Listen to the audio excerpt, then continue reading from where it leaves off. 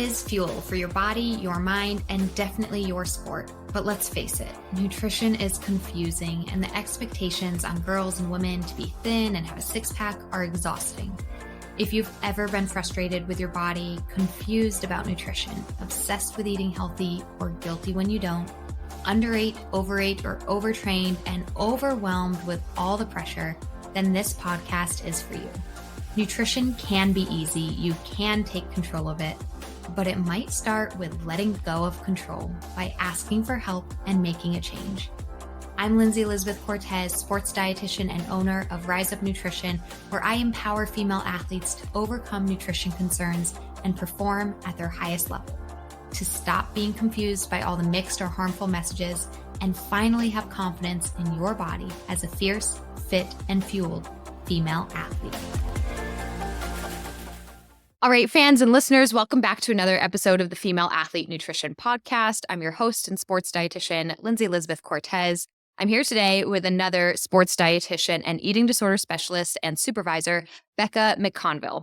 She is a sports dietitian and eating disorder specialist, as I just said, and she's based in Missouri. She has a passion to take complex concepts like RED-S to relatable and make it relatable for her clients and athletes. She has a RED-S informed provider certification program, as well as a book called Finding Your Sweet Spot, How to Avoid RED-S. It's been out for a couple years now, but it's in the process of being revised in 2025. I'm so excited to have Becca on this podcast because so many clients come to me over the years frustrated that their coaches or healthcare providers don't understand RED-S and kind of the needs of athletes. And it really is a specialty, and it really is a niche that I feel like I myself have been able to provide with clients. And there's very few people out there that are so specialized in this. And Becca is one of them. She's an expert at this. She's been specializing in this in years. I've even gone to her resources and her website and been in and listened as a sports dietitian myself, listened to her speak on the topic. So she's a wealth of information on this. So Becca, thank you so much for coming on the show. Thank you. I'm excited to be on here. Yes. And so I actually want to start kind of just on a personal level. Like, how did you, as a sports dietitian, how over the last few years did you come to specializing and find this niche in really treating athletes with RED-S, and then also now helping other providers learn more about RED-S? Well, I think like a lot of us, it was through my own lived experience as an athlete. I mean, the triad would have existed during that time, but we didn't use that type of terminology, and was really trying to kind of push the envelope to better my performance, and then missed the mark. Probably took a little too far with my nutrition and took a little too far with my training. And there were multiple symptoms, but nobody collaboratively talked about these together. And so it felt like there was never a name to it. And so I'd always had that curiosity. And then as I went back to school to be a dietitian and then obviously being an athlete, I wanted to bridge the sports piece of it. And it honestly wasn't until I started in the eating disorder practice, which I always laugh when I was going through school. I was like, I am not working with eating disorders. And now that's funny because me too. Me too. And my mom, my mom's always the one like, you never wanted to work in that field. Like I even like had vocalized like, oh, I could never do that. Yeah. And then funny how that works. Yeah.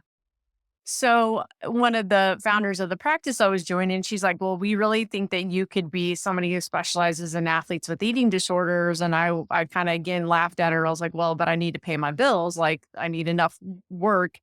Well, unfortunately, she was very truthful in the fact that there's plenty of work that's out there. So as I started to dive deep into that, that's where I really got into like the research piece of it, in understanding how underfueling impacts athletes. And then about the time I was building up my private practice, that's when the IOC expanded the terminology and came with RED-S. So extension from triad into RED-S, and then really it clicked. I'm like, yep, like that is exactly what I experienced. That's exactly what I'm seeing in my athletes coming, where they may actually be trying to cut their intake and they find that they have stalled in weight loss or gain weight, and they're so frustrated. And I'm like, well, really, it's because you're underfueling.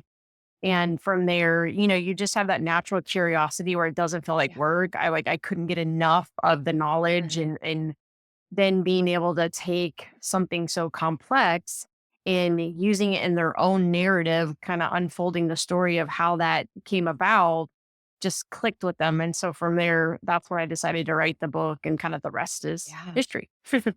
Yeah, and it's actually interesting how, paralleled your experience with your private practice and the terminology coming out is kind of with mine as well. Because when I first started my practice as a sports dietitian, I hired a business coach.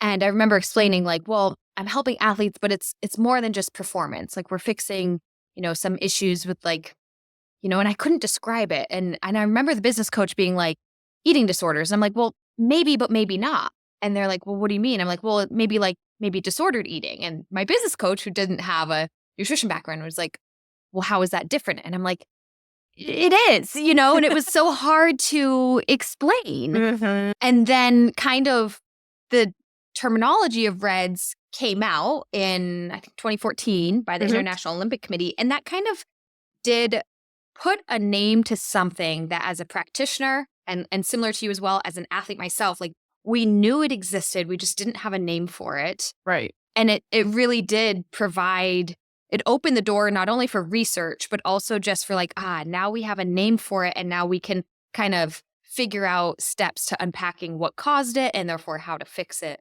as well. So yeah, I think that I didn't realize that our kind of timelines were kind of similar in that Yep. aspect as well. So I've spoken on REDS on this podcast quite a bit, but just in case we've got first time listeners and they're like, why are we talking about the color red? Can you, as our guest, go ahead and give an explanation of what is REDS? Sure. So by definition, it's relative energy deficiency in sport. I kind of like to use bank terms, so I actually call it the deficit. And it's that mismatch between our deposits coming in, so our caloric consumption versus the expenditure, so the withdrawals coming out, and then what's left for the body to do its daily work. So I was saying somehow the bills are getting paid. So it's a matter of what is the expense? Is it breaking down your muscle? Is it breaking down your body fat? Which everybody's like, well, that's great. We can deplete that account. But what they don't realize is that's a powerful endocrine organ that has a lot of function within the body to protect our health. So we don't want to be dependent on using that savings account for our daily needs. Yeah, absolutely. So now we might need people to understand their finances as well. And that unless you are using up your savings account or running up the bill on credit cards, it feels like, well, I'm still able to buy things, right? My Mhm. credit card's working. I'm using up, like, I can still get what I want. And I think that's where athletes experience, like, I'm still having good performances for a certain amount of time. I'm still fine. I'm not in the hospital. I'm fine. I'm still able to do what I want. But there comes a point where the bank is going to run up your interest rate and it's going to say, "Hey, you haven't paid off your mortgage. We're we're taking your house away." And it's like everything. Now you've just lost your whole life, your whole world. And so can you kind of explain timeline of how that happens in body terms with athletes and REDS as well? Absolutely. See, isn't it fun to use those terms like the no, I always say nobody wants the overdraft notice, but we seem to push the envelope when it comes to reds and we're okay with it. So to add to kind of more terminology that I think would be helpful, you've kind of got the end of the day bank balance, which we call energy availability. And that's how much energy is left at the end of the day. Then we also have within day energy balance, which is how long are you going without deposits coming in or energy coming in. And so within 5 days, if there is a discrepancy of 250 to 400 calories, which where that comes from is they believe that's usually the amount of glycogen that's stored in our liver. And the liver is kind of the first bank account or fuel source for the brain. Mhm. We will start to see dysfunction. So a lot of times people think, well, but I'm still eating. Well, yes, you're still eating, but it doesn't take a lot for the brain. Its first job is to protect you. So if Yeah. it feels like something is not adding up, no pun intended, it's going to start seeing like, let's slow down some function to get caught up. And so it may be very subtle, like you're a little bit tired, or maybe in that workout you didn't quite hit your mark, or you may not experience anything at all just yet because your stressor response is trying to free up energy stores. And that's where I think a lot of athletes are like, but I'm performing my best. Well, you may be performing your best, but you're like the deer flea in the woods on adrenaline. Yeah, you may run a PR, but how many times can you do that before, like you said, like the house starts to crumble? And I think Yeah. that's what's hard as dietitians, trying to draw out the scenario of what could happen or when they feel like they're in the prime of their performance. Yeah. And I hate being that person that's Me like too. fear based of like, but this might not be good for you, but something bad could happen. But the more that you do like the more that you see the bad outcomes, the more you do want to protect people and be like, please do this the right way. Please fuel better from the start. Don't let yourself get in that deficit because it is devastating when suddenly, you've been this amazing athlete for 4, 8 years, and then suddenly you've just had 3 years of a rut and you feel like you can't get back, or you have that stress fracture, or, your hormones are just shot. And it's like, now this is a big issue. So, yeah, I hate being fear-based, but it is really something Yeah. to take seriously. And the tricky piece is, if we I talk about it being the runway, is the length of time that somebody has probably been in an energy deficit. And, when we're trucking along and we're busy with school or life or work, then we almost get used to compensating. Like, we don't realize what normal fatigue should feel like after training, or what a rested night of sleep is, Mm. because now your baseline's changed. So you and I have probably heard this so many times: when athletes get in a better place, they're like, whoa, I had no idea how long I was running in this energy deficit state until I got out of it. And they're like, shoot, this has been years of just kind of slowly chiseling away the bank balance and not realizing how poorly I was feeling. Yeah, you don't know how bad you feel until you feel good Yeah. to compare it to, Yeah. right? Because you've gotten used to that you've adapted and gotten used to not feeling great. And then once your body and mind is open to how good you could feel, that yeah, then it changes everything.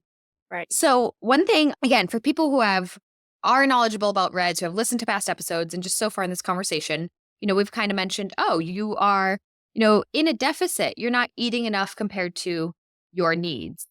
But it does get tricky with athletes though, because it doesn't mean that you could be on a low calorie diet, but it doesn't have to be that to the average person, or even compared to your peers and teammates. You might be eating the same as them, and yet somehow you're in a deficit. And I just kind of want that, and anything else you have to add to this conversation of just like, what are some other like less common ways or less talked about ways that people end up in the state of reds? Is it just for people who, aren't eating enough?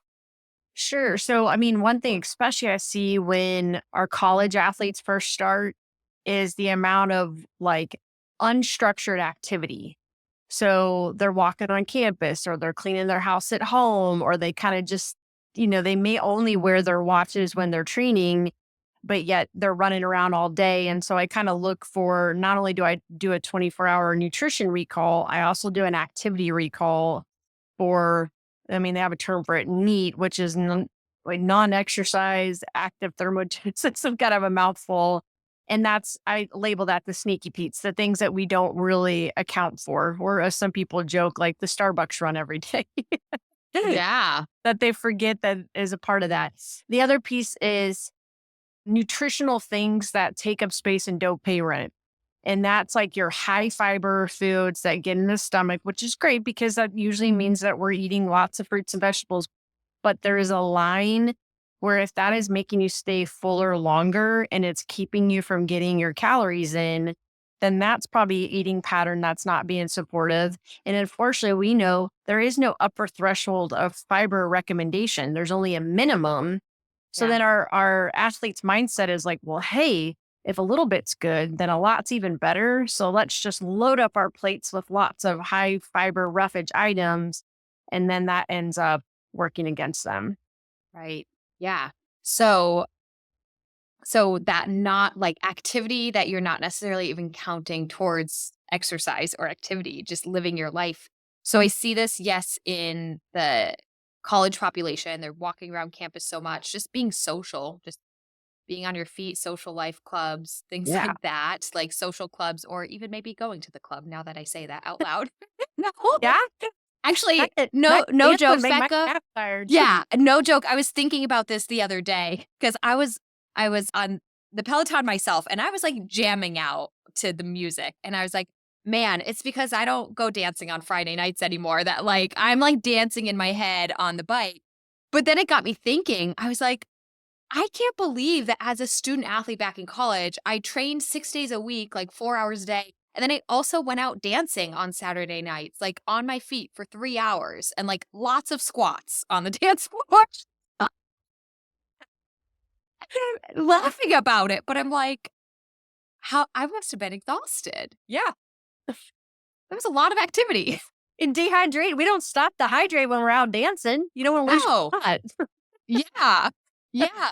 So yes, I think especially in college, the social life, the walking around campus, the going out and dancing with friends, you have a lot of like, oh, this was my workout. This is how much I practiced or lifted or ran, but also all that other exercise. Other populations are at risk of this too, though. I've got a couple clients over the years that like work on farms. They're like up Mhm. at 4 a.m. feeding the chickens and the horses. And then at nighttime, like, very manual work. I've had a client that worked at a furniture store who was like, as her 8 hour job, like pushing furniture around. And then as a mom to little ones myself, and you're a mom as well, I've gotten a lot more clients recently that are moms. And it's like, I'm carrying around 60 pounds of Yeah. baby multiple hours a day between two babies that Yep. add up to that, right? And it's like, this is in my head, I'm thinking, oh my gosh, I only got to the gym 4 days this week, but there's a lot of physical activity elsewhere. And, for non athletes, it's wonderful to work activity into your day and to be physically active and to move your body and be on your feet. But that type of extra activity, if we're not fueling properly, could eventually lead to these symptoms of REDS because it's creating a deficit. Maybe you're eating one way, but your activity level is Mhm. higher. Yeah, or they're just dismissing it, and that's why I think it's important, especially for us dietitians, to make sure we're looking at the rest of the day.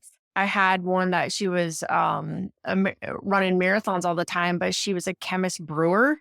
So I asked, like, tell me what your day's like. Well, on the days that she would be in brewing, she would have to lift 50-pound bags of hops and Wow. would be in a hot warehouse. And so I was like, wow, that's basically like a lift session for the 2 days that she would go in to do that. That's like all Yeah. day long. Then she'd be so hot.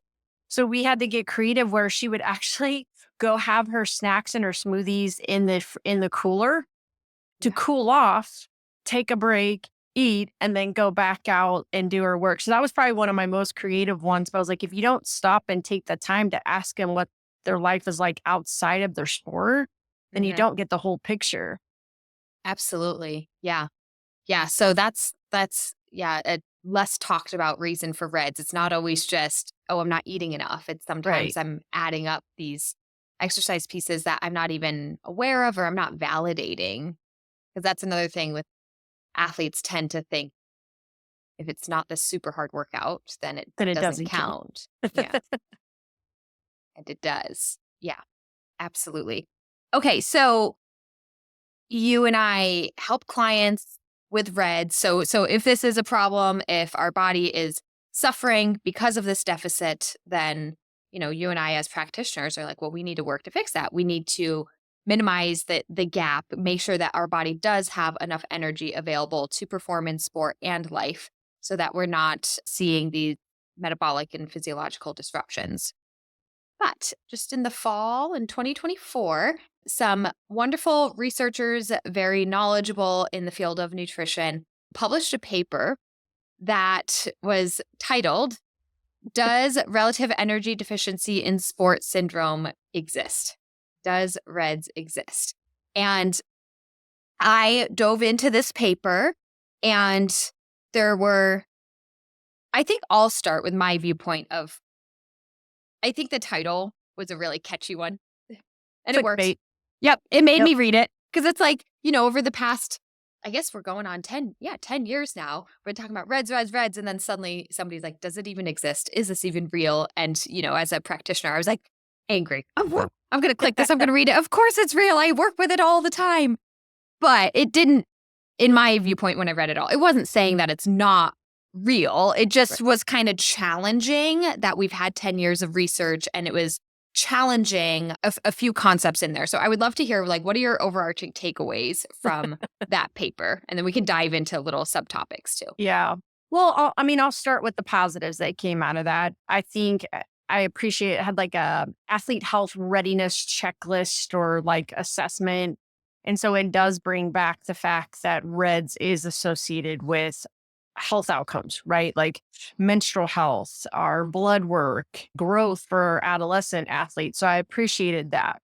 The other thing I did appreciate was I think that the terminology of REDS, disordered eating, and eating disorders have gotten a little too tangled, and we almost use them one and the same. And so I did appreciate the fact that they said that that seems to have now been lumped together. Yeah. What I found a little frustrating was that it felt like clinicians like you and I that are out in the field were not even involved in this discussion in this paper. And it made assumptions that we just go in and it's all about the calorie level. And then a most recent blog that continued from this was like, well, the use of energy availability is not accurate. And I was like, well, I've never known anybody that's diagnosed REDS just off an energy availability calculator. So I don't, it seems like a mute point to be bringing that up. I guess for research in definitions and structure, yes, they may need to have clear terminology.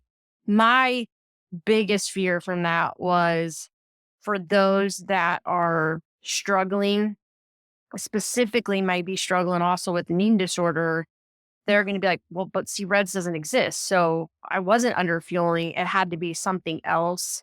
And so we're either going to have providers that should be trying to get them to the right place that are no longer going to be thinking about that, or they're going to be like, well, it can't be secondary to my underfueling. And so then they don't ever seek out the help themselves. Yeah. So I agree with you that I've come across a lot of people over the past few years that come to me saying, they're struggling with REDS, they want to heal from REDS. And as I kind of begin working with them, I'm very aware that this seems like an eating disorder. And I can help with that as well. But sometimes part of getting the full help and treatment for an eating disorder is even acknowledging that it's an eating disorder. Yes. So I'm going to speak about one of my current clients. She came to me just totally like, this is REDS, this is what it is. And I felt like, oh, I think this is an eating disorder. But I was about to go into labor with my second child. And so I was like, well, let me start working with you and get you on the right path. Because I figured if I can help her a little bit, great. So I started working with her, got her on a better path. She ended up like 6 months later, like PRing, running her first marathon ever. So she fueled better in a way that helped her. But then lo and behold, she ended up getting injured. And then when she was injured, that eating disorder really came out more because she struggled with her relationship with food when she wasn't able to train. And then she came right back onto my schedule.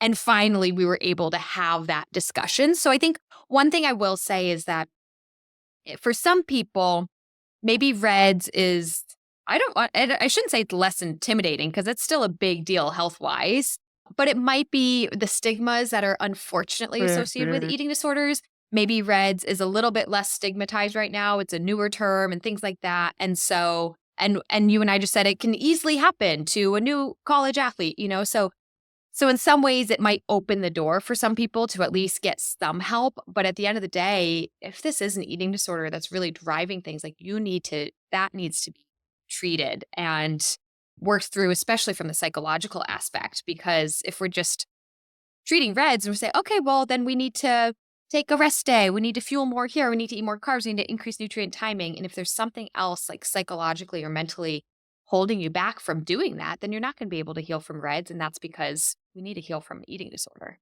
Right. And like you talked about the long-term consequences, if it's unintentional lack of knowledge as to what they need nutritionally, then, we provide that plan for them.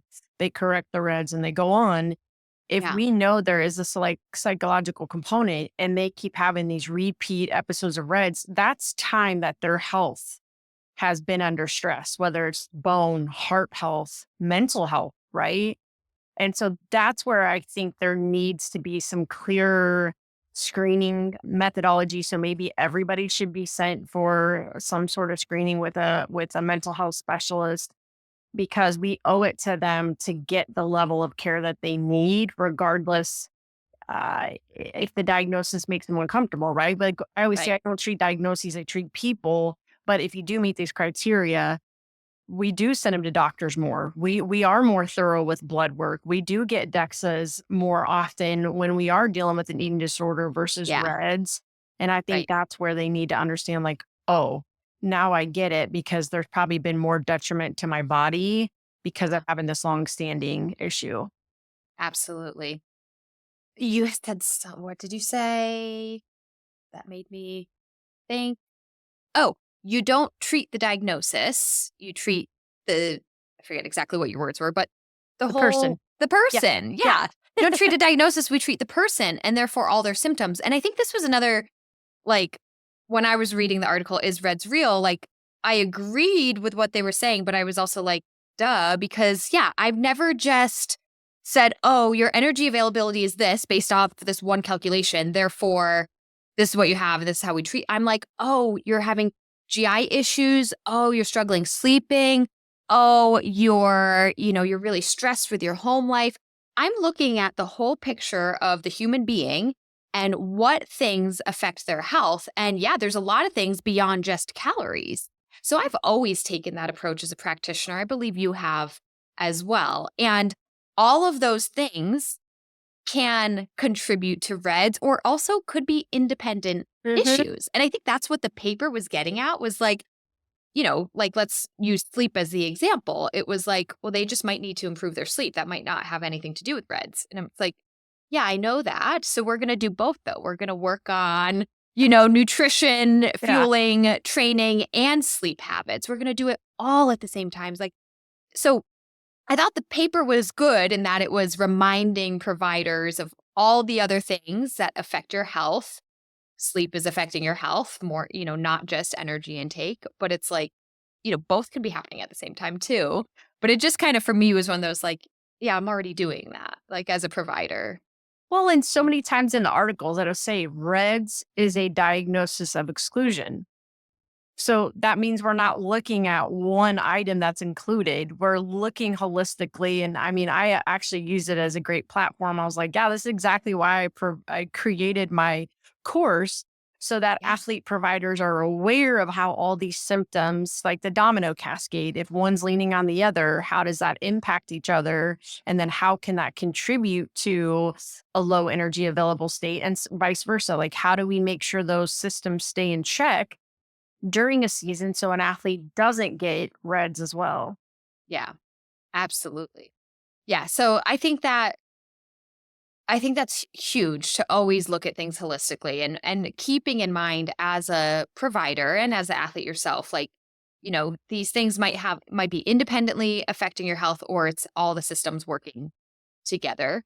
And no matter what, like we should be looking at fueling intake as well. That's what we do as sports We're dietitians. dietitians. We're Yeah. dietitians. So we're gonna look at that too. Like we're not gonna not look at that and just say, like, oh, let's go. And I think that sorry, I'm all over the place here too, but the paper was very much encouraging the multidisciplinary team approach, which I agree with. Like, okay, so you need to see your psychologist for the mental health. You might need to see a sleep specialist for that. You might need to see an endocrine specialist for your hormones, and then your dietitian for your intake. And yes, in a perfect world, we would have all those specialists. But more often than not, especially with our recreational athletes, those who aren't on, an elite team, like we might just have a doctor and we're lucky if we have a dietitian and we're lucky if we have a therapist, a mental health coach. Like Mhm. sometimes we don't have all these resources. And so for one provider to be more knowledgeable, and yes, somebody's coming to me and we're thinking it's reds and maybe we do need to work on sleep. And yes, that's outside my scope, but I can start addressing that along with the nutrition piece. That's my viewpoint.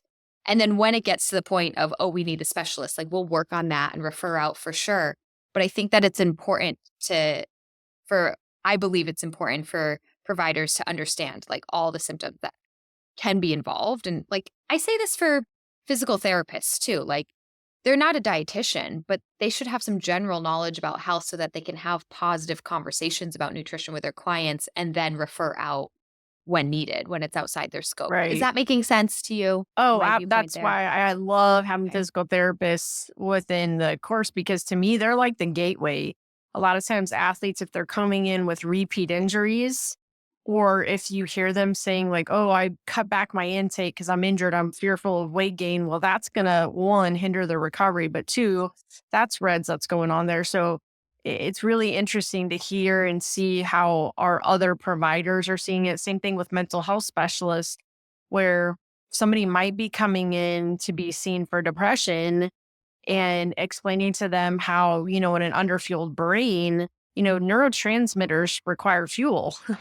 So if we don't have fuel, we don't feel. And so sometimes it could be depression, sure, but it also could be their nutritional state. So just even having an understanding that they think to send to a dietitian or vice Yeah. versa is really helpful. And to add, our medical model is very centered around weight. And Yeah. so a lot of times, just recently, I put something on LinkedIn kind of like challenging the thought pattern where it was around fertility. And in the article, it spoke around BMI, hormone health, I forget, like toxins consumed, all related to quote unquote obesity. Mhm. And I'm like, no mention of underfueling or REDS or amenorrhea secondary to that. So Yeah. I think Actual a lot of nutrient times, intake and status. yeah, Yeah. a lot of times I think people get overlooked in the medical model because there's no way they could be too light or too underfueled. So we see that definitely in anybody that can happen, and we also see that in athletes who might physically present as very capable, muscular people. It's like there's no way Mhm. they're underfueled. Look at how healthy they are, but that's just the thing. You can't judge somebody's health by how somebody looks. Right. That's not what health is. Absolutely. I always say the body and the brain are resilient to a fault. I've had individuals that may have been sent off for blood work and DEXA and it comes back quote unquote normal. And I'm just like, wow, you should thank your body for Mhm. working so hard to keep you safe. And so let's not put that stress on it anymore. We don't want it to end up finally breaking. Yeah, that's a great point because I've definitely heard that too of like, well, I've never had a bone fracture. I'm like, well, that's great. Knock on wood. Yeah. Yeah, I'm so thankful that your bone density is good. There's many reasons for that, but that doesn't justify that your current eating and activity habits are ideal, you know? Yeah. Yeah. Well, and this is one I'm kind of doing a deep dive. We get into themes like in our years of things that we want to learn more about. And you know, when the IOC statement came out 2014, that was just bringing awareness as to what it was in the language. And it's been interesting since then, all the research articles, which again, that article speaks to like there's been 100 some odd. Education is not really key to prevention of REDS. What we're seeing is Yeah. actually a lot of the athletes that have the highest amount of knowledge regarding REDS suffer with REDS the most. So what is causing this deep-seated Wow. belief that even though they have the knowledge, they're still acting upon things that are not aligned with their health and their performance? And I think that's a huge missing link. Is it what they're seeing on social media? Is it that maybe it's still lagging and they're hearing messages from their coaches and their teammates, even though they know that there's knowledge that they learned in a webinar or a dietitian came and presented? So I think if anybody's out there that's in research, that's where we need to be spending our energy and money towards. Wow. That's so interesting. And I see that as well. Like my clients are so knowledgeable, Becca. They don't need me to teach them I know about they keep me on reds. my toes. They they're like, "Did you read that study?" I'm like, "No, did you?" They're like, "Yeah, 3 times." Give me Okay. those notes. Actually, one of my clients ended up she's now getting her she's very smart. She's now getting her PhD in neuroscience, and she's not a client anymore, but she was for a while. But I had a little group chat going, and she started saying, "Lindsay, can I do like a research highlight once a month?" I was like, "Yeah, go for it." She started educating me and my other clients once a month. She would pick out some research, deep dive into it, give us the cliff Love it. notes. Yes. So yeah, a lot. And by the way, if that's not you, you are still worthy of help. But a lot of athletes are super knowledgeable about food and nutrition. And then they're knowledgeable about reds because there's been a lot of talk about it over the past decade. And yet it's still going on. Mhm. So that is the big like, okay, so and this is where again, like you know your specialty work as a dietitian but in eating disorders and then also for working closely with mental health coaches and psychologists is so important because it's like what's the gap between knowing something and doing something. Right. And that's why I want to empower myself as a provider to learn more about how to get that cognitive flexibility where they're not so much relying on that. And, I mean, we could do a whole nother episode on the way social media sets them up and adjust Yeah, some of the confusing marketing language that's out there. So that's where we spend a lot yeah, of our work as well. yeah. I always go back to a little saying of like knowledge is not power, it's the application of Oh, I like knowledge that. that's I'm going to power. steal that from you. Go right ahead. I'm sure I stole it from someone else. So but yeah, because all the time we're like, knowledge is power. Like, no, it's not. You have to apply it. You have Mhm. to act it out. You have to do it. You have to follow through with it. You have to then live it as well. You don't just do it once. You live it. Now that's power when you're actually following through with it. So, Well, um, I want to add one little nugget in case I'm sure this has been talked about, but it always blows my mind how with major brands, how they have a quote unquote fit model. So they have people, it could be an athlete or it could be someone off the street that is like the person that they see on social media and imaging, but it doesn't always align with the athletes themselves because they're trying again to construe that fits both and ideal. And so I think that constantly leaves our athletes in this confusing message of, yeah, wait a minute, I need to look like this person, eat what they're having, but they may not even perform that sport. Like, mm-mm. That's a great point. I have two stories to share about that. A client a few years ago that like her social media feed was full of all these like fit people, and she was a collegiate runner, and I was like, that's not like they're not running like you are. They might be, fit, whatever that, they go to the gym, cool, but that's not running 60 miles a week. Like their performance is totally different than yours. And we actually worked through changing her social media feed to follow like more people who actually do her sport, not just fitness influencers. That was helpful. And then have you read Lauren Fleshman's book, Good for a not yet. Girl? That's on my book list. I needed it. Yeah. Yeah, well, I was like that for a while, and then I finally read it. I was like it was like a year of like, I need to. I finally did. I think you're gonna get sucked in. I think within the first chapter, you're Oh, gonna, I'm because sure. I did. I really did. Sometimes I don't like reading books that are in a field that I'm already kind of like, I don't know, involved in, because like, I wanna go read like a murder mystery, to be honest. Like, I wanna read something totally different. Absolutely. But just to get my Like, mind thinking differently, but it was very well written, so I highly recommend the book because I was, like, within the first chapter, I really, like, felt an emotional pull. It was really great. But she actually shared in there her experience with Nike and some shoes, and I think that, like, I think she was the one that was like, I'm gonna model this," not like she was one of the first professional athletes to be like, I'm gonna model this, not a model, right? Like, it needs to be on an athlete. But then she even came up with more issues where, like, Nike had excuse me, it might not be Nike, I'm sorry, I don't wanna throw them under the bus. It might have been Runner's World, it might have been the actual magazine.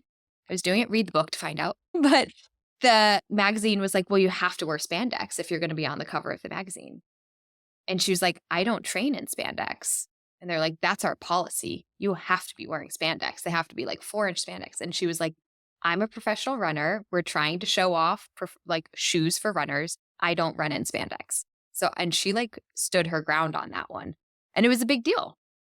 But going back to like, these images we see, it's like, are they even doing does this person that's claiming to be healthy or to be an athlete or to be fit, are they even really doing what you're doing? And we shouldn't be striving based on looks anyways, but it's just something that, our perception gets skewed. Yeah, and I think with that's where, as professionals, you and I will do a good job of calling that out and having more examples. You just listed one that I have been vocal about, that I had a model that I was working with that actually wanted to put weight on for her wedding. And she was laughing because her last set, she had been on Runner's World. And she said it took forever for her to do her cover shoot because she hated to run. And I'm like, well, why did they put you on the cover if you hate to run? And she goes, well, right now, since the thigh gap is so Oh, popular, they want these really tall models because of their long, lean legs. And she wow. goes, I just felt so awkward because I didn't know how to do a normal stride. And it just blew my mind. It shouldn't have blown my mind, but I was It like, still in does, this, though. I yep, know. yep, I expect that out of the 90s, not 2025. but it works. That's the problem, is like, how can we protect them that they don't fall prey? Just, I mean, I'm guilty as charged when there's things that hit me emotionally when I'm on Instagram and I'm like, okay, I want to go down that rabbit hole. Yeah. How can we equip them to be able to catch that radar? And then again, we'll do the policy work through the companies to see if we can get Yeah. them to create real meaningful change. Yeah. And there are companies that care about that, but there are these big organizations that it takes a while. You need good people in those positions. Right. So, oh man. Okay. You and I need to get working at like top level Let's stuff. go. I like to I ruffle know. feathers. Yeah. Yeah. We need to do that. Okay, so I want to spend a little bit of time because another thing, talking about like top level working down is like, okay, you and I, we both have a private practice. We work with the athletes, we work with the human beings. But now you've taken it a step further. Ooh, let me educate and supervise other providers. And then we're talking about maybe one step further is like making policy changes at like an organizational company level. But tell us about for any providers listening, because I do have lots of people who are coaches, therapists, psychologists that might be listening to this podcast. Can actually provide them training. Can you tell our audience about Right. that? Oh, I'd love to. Yeah. I mean, it's kind of like that saying, you can give somebody a fish or you can teach them how to fish. And that's how we can really be able to cover more of the masses. Right. Hmm. And so it started out with, 4 hours of education. And then I would leave thinking like, oh, there's so much more I want to be able to guide them or spend more time on athlete case studies. And then the Academy of Dietetics and Nutrition opened up where you could have certification programs. And so I went through that process to be able to meet that criteria. So it went from, 2 to 4 hours to 10 hours of continuing ed. And what it really done is not only talking about screening, but using like the biopsychosocial model. So if somebody's in a private practice, a university setting, if they're an athletic trainer, if they're a coach, how can they use the tools that are out there and then personalize it for them, their teams, whoever they're working with?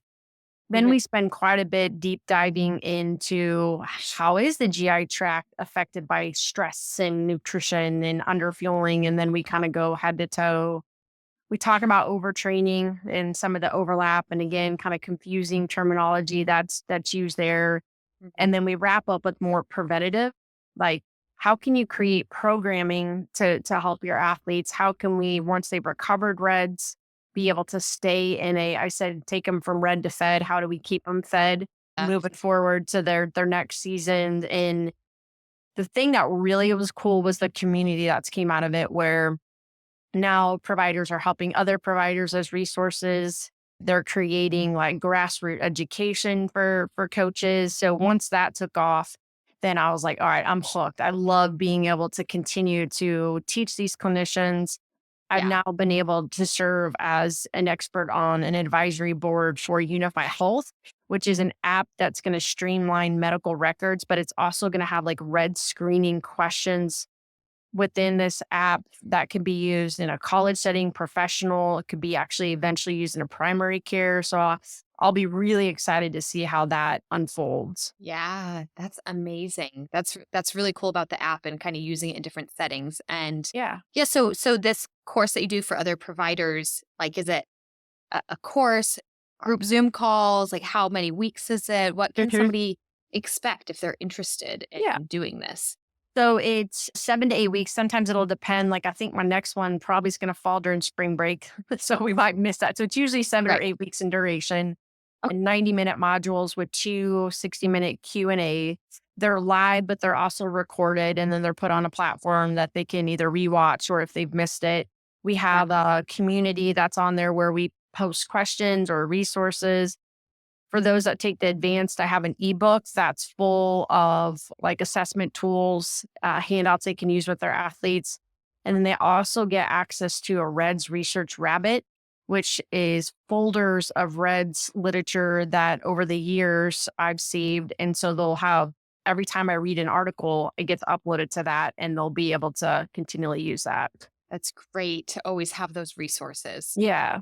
Yeah. And that's just so empowering too, again, for somebody who's not a dietitian. And by the way, dietitians can do this because just because you're a dietitian doesn't mean you feel super informed about REDs or whether it's even athletes. Like it's like, oh, I'm just, I've been a dietitian for 10 years, but I'm just starting to consult with an athletic team. Like you might want to take this course so that you have the resources about REDs that maybe you haven't, done the deep dive work on just yet. So yeah, this could be for dietitians and other professionals. And I think just again, that's not your job per se, but they want to know how to screen, identify, have the basic knowledge, and then have resources available that they can pull from and learn when in need, and then reach out for support and guidance from somebody as knowledgeable as you. So I think this is just an amazing opportunity for other providers. Well, I thank you for letting me share. It's been something that just as it's unfold,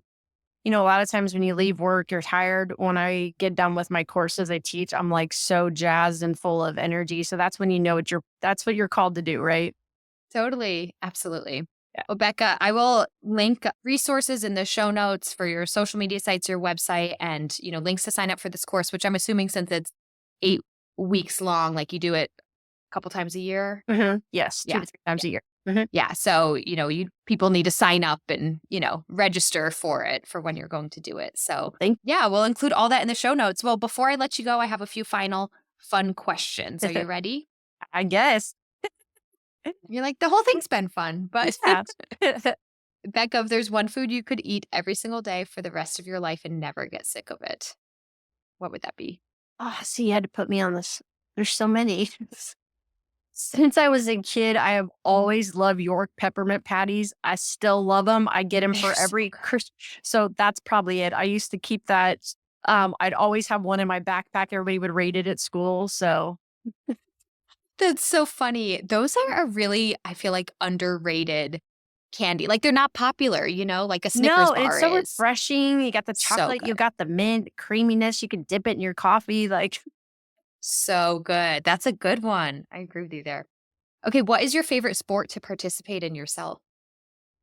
oh, I still basketball was my roots, and so while I run now, it's still fun. Unfortunately, my daughter's now 4 inches taller than me, so we usually would play like one on one, but now she whoops me, so it's kind of Wow. it's a little bit harder. But from a health standpoint, I love it because it's been great for my hips and my back because I have to jump and move sideways. So it's a good Mhm. bridge for my running, and I still ride horses, but now I do it recreationally. I call it that my yoga. So I can't pick one sport. Sorry, that's too hard. Kind of listed them in order though. I Basketball, can pick running, my food, but horseback I can't riding. pick that. No. Okay, well, how about as a spectator, what's your favorite sport to watch? Oh, basketball. Yep. Yeah, especially with your daughter doing it. Yes. Yeah. Personal investment. Yep. All right, here's another hard one because I know there's a lot, but if there's a female athlete out there that you want to give a shout out to for being an inspiration or a role model for any reason, she could be in your personal life or someone well known, who would that be and why? Oh, this is gonna sound really cheesy, but I'm gonna say my kid. Yeah. She's the hardest worker I know. She has been dealt some cards with maybe not the best culture on a team. And I don't care if they're listening to this. And she's like, I'm going to stand up for those that are getting picked on. I'm not quitting this team. And I'm amazed. I'm even going to get teared up. I'm amazed at Mm. just her resiliency to want to create change even at such a young age. So I'm going to say my Yeah. kid. Yeah. Because, yeah, it goes beyond just sport, right? It's Mm, sport and it's standing up for friends and teammates and doing the right thing and being yeah. strong. Amazing. Shout out to Yeah. her. And to you, Becca, thank you again for this great conversation, for all the work you do in the field, for how you help athletes themselves and also providers. Well, We're thank you for excited to keep this following was you. fun. I always love these. Yeah, absolutely. Thank you so much for listening. I really hope you enjoyed the episode. If you did, I would truly appreciate if you could share this episode with a friend, give us a 5-star rating, or even leave a comment and a review. It really helps boost engagement and searchability and get episodes like this into the ears of people who will benefit from improving their nutrition and getting help. If you yourself are looking for more resources and help, you can head to riseupnutritionrun.com to learn about all my services and offerings. You can also find more resources at femaleathletenutritionpodcast.com, where we have all the resources surrounding this podcast. Both of those links are included in the show notes. There, you will also find ways to support this podcast. You can support the podcast with a financial contribution, link in the show notes and on the websites. And you can find ways to get in touch with me. If you are looking for help with your personal nutrition, you can head to my website and get in contact with me, and we can talk about applying for nutrition coaching help. Perhaps you are looking to be a guest on the podcast. You can head to femaleathletenutritionpodcast.com and submit a form to be a guest on this show or recommend somebody else. I also have discount codes and links to different products and companies and resources and free downloadable handouts within the websites that are always evolving and being updated. So please check them out. Many of these companies and products I do occasionally talk about on the show, but they're listed on the websites as their forever home that you can easily access when you're looking for help. Thank you so much for being a fan. Please reach out if you need help, and I'll see you in the next episode.